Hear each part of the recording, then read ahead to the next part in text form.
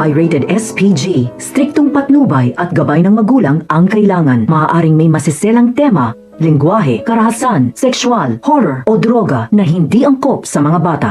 May malaki ang binigay mo. 3 araw lang, iba na ang pagkatao mo.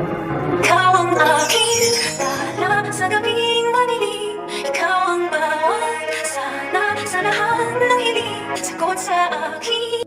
Nagkaharap na nga itong si Moira at itong si Mamoshi na kaibigan na di umano dito ni Doc Carlos Benitez. At dito nga nagtanong itong si Moira na kung matatagalan ba itong kanyang bagong identity at kung mga ilang linggo daw ito.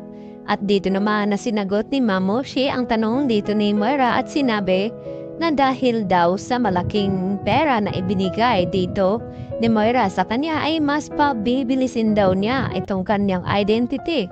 At mga 3 araw lang daw ito at matatapos na at hindi na daw itong si Moira mahahabol at mahuhuli ng mga taong humahanap sa kanya. At napangiti naman ang husto itong si Moira. Samantala, dahil sa malalaman nga ni Doc Carlos Benitez tungkol dito kay Dax, na ito pala ay inutusan ni Moira na pasukin itong bahay ni Carlos at saktan ang kanyang asawa pati itong si Carlos Benitez. Dito naman na magagalit ng husto itong si Carlos sa ginawa ni Moira dahil siya pala ang mastermind sa pagnanakaw dito sa kanyang bahay. Dahil dito, agad natatawagan ni Carlos Benitez itong kanyang kaibigan na wag nang ituloy o tulungan itong si Moira na mabago itong kanyang identity dahil nararapat lamang daw na makulong ito dito nga sa Pinas at kinakailangan na makabalik itong si Moira dito sa Pinas upang pagbayaran niya ang lahat-lahat ng ginawa niya at lalong-lalo na dito nga kay Lynette.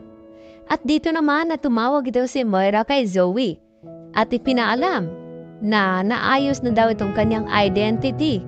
At nagulat si Moira dahil sinabi ni Zoe na nandito din daw siya sa Japan. Sumama siya dito kay RJ dahil sa nalaman nila ni Annalyn na nandito daw itong si Moira at nakita nga siya dito ni Annalyn. Kaya nagmamadali din naman na puntahan ni RJ itong si Lynette at Annalyn baka daw ay saktan ito ni Moira. At ipinagtataka nga nila na kung bakit daw sa Japan napili ni Moira magtago at kung sino nga ba ang tao tumutulong sa kanya. Dito naman na nagmamakawa nga itong si Zoe sa kanyang ama na si RJ na gusto daw niyang sumama dito sa Japan. At nang una ay hindi nga pumayag itong si RJ dahil inisip niya na baka makipagkita lamang itong si Zoe sa kanyang ina at tutulungan niya itong makatakas. At dito naman na nagdadrama itong si Zoe sa kanyang ama na hindi nga daw niya ito gagawin at tutulungan pa nga daw niya itong si RJ na mahuli ng mga pulis itong si Moira. Kaya wala na ngang nagawa pa itong si RJ kundi pumayag sa gustong mangyari dito ni Zoe na sumama nga siya dito sa Japan. At nang makarating na nga sila dito sa Japan, ay dito naman na sinalobong sila dito ni Doc Leder Javier at Lynette at Annalyn. At dito na niyakap ni RJ ang kanyang anak.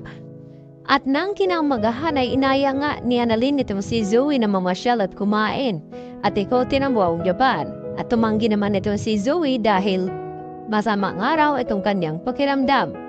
At hindi naman naniniwala itong si Annalyn sa mga sinasabi dito ni Zoe baka dahilan lamang daw niya yon. Yan ang ating pakatutukan bukas sa Abot Kamay na